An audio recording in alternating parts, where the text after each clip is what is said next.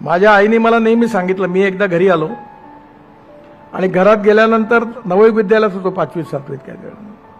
मी आतमध्ये गेलो, डब्यातले लाडू खाल्ले. माझा दोस्त बाहेर बसला होता.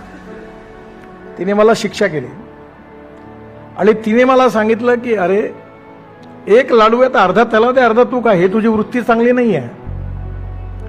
तेव्हापासून माझी सवय तुटली. माझ्याकडे एकदा मी प्रमोद बोरावर एका मोठ्या माणसाकडे गेलो होतो. आम्ही बाहेर बसलो होतो. कब्बशाचा आवाज येत होता. आम्हाला चहा नाही दिला, तो चहा पित होता.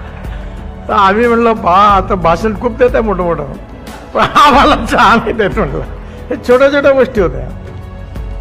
आणि म्हणून व्यवहारामध्ये मला सवय लागली की आता मी जर नाश्ता करेन, कोणी आला तर मी त्याला म्हणतो बैस.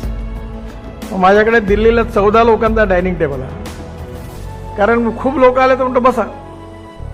ही जे कुठेतरी संस्कार होतात हे छोट्या छोट्या अशा कार्यक्रमातून, व्यक्तींच्या सहवासातून